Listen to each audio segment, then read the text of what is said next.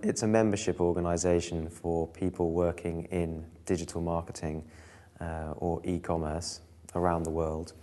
And we provide a lot of research, guides, reports, market data via our website, so to help them with their job, to do things better, kind of how-to, but for professionals. So that's the kind of core of it. And then we do events. We do about 200 events a year, and training is the other bit. The way to think about it is, if you have a website, what are the different ways I can get people to my website? And the big one there is search engine marketing, which is using search engines. In the UK, Google is very dominant, in order to get your site higher up the rankings, or to pay for the ads to get people to click through to your website. So search engine marketing is a big digital marketing discipline for getting traffic to your website.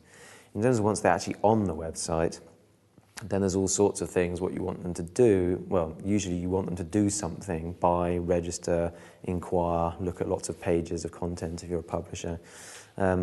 So a lot of that's around design, copywriting, tools, site search, forum, all sorts of things. But that's about sort of web design and user experience and content, really. So I'd say sort of search, user experience, email, those are the real building blocks, the basics. Then there's all sorts of other things like online PR, affiliate marketing, social media is quite a sort of hot topic at the moment. So how do you use things like Facebook or LinkedIn on the kind of professional side of things, or Twitter, to market your kind of products and services? The internet is open 24 hours a day, 365 days a year, is not bound by geography. So you've got opportunities to be selling, doing things, communicating with people around the world, in fact, which is, means your markets or marketplaces could be much bigger. So lots of small businesses who do niche things like selling luxury hampers, they can sell them to people around the world as long as they can deliver them. Whereas if you've just got a shop or a physical kind of outlet, you're often confined in terms of your marketing, potential marketing reach, the sorts of customers that you can attract. People will use the internet for kind of research purposes. So even if you don't have a website at all as a small business, you're sort of online, whether you like it or not, in as much as people be researching your products and things. You might well have you're being talked about quite possibly online already. So you kind of already have a presence there, even if you don't have your own website. So I think the opportunity, big opportunity, even if you're not selling anything, is to make sure that your presence and where people are talking about you, your products and services, that you're contributing, talking sense about it. But again, it depends. If you're selling a mortgage, for example, then most people think about that for at least a month. If you're selling a CD, people think about it for about 3 minutes. So the nature of your sort of internet presence and the way you'd go about marketing and selling is likely going to be slightly different depending on what it is you're selling. I think it's probably better to kind of experiment, test small, fail quickly, but at a low risk level. And as you say, eBay or some kind of marketplace like that, Amazon, are good places to try, selling products, because obviously they've got users there, they've got all the infrastructure there.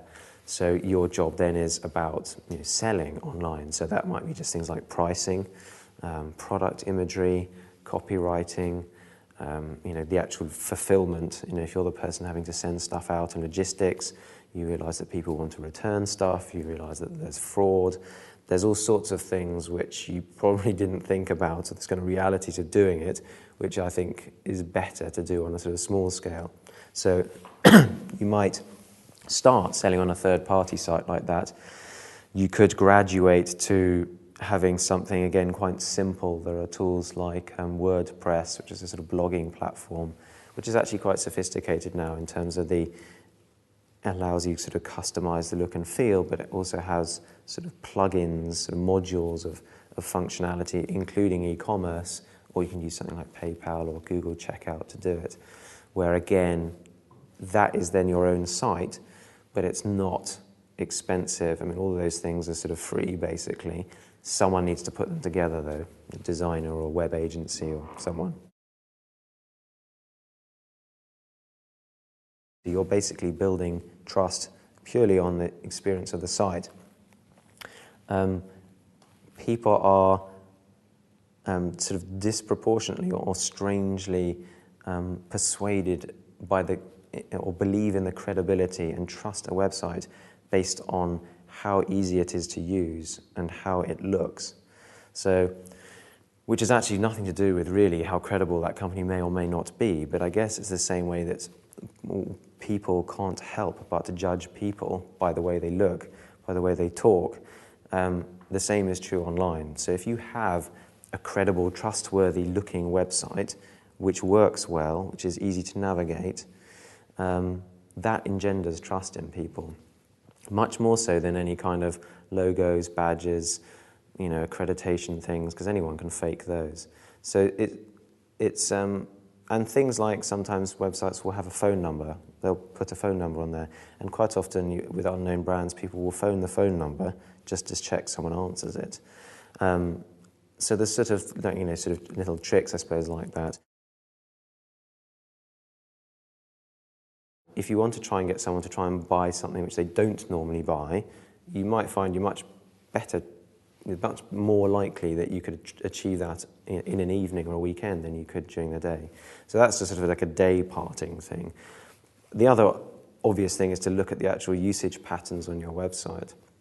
So you can see, how long do people spend on the website? Where do they come from, and what were they searching on when they arrived at your site? Because you can see that in the kind of referring URL, the web address they come from.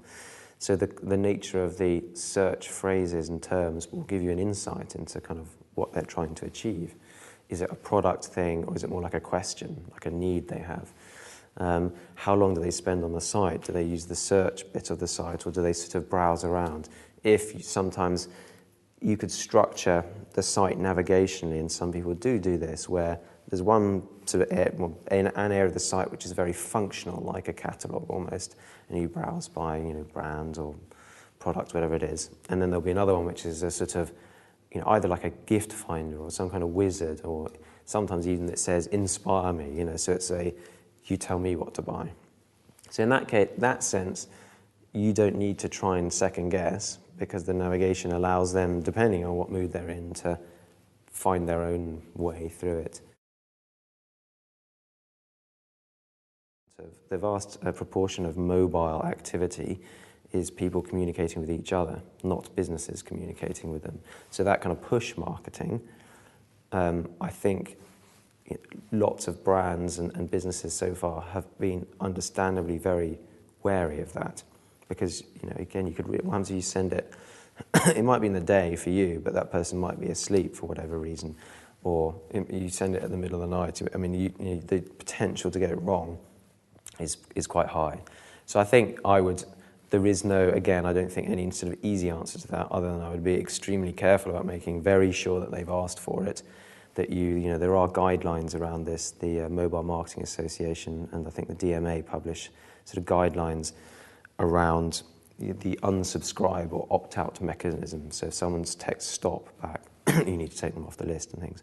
So to not do that would be really very bad.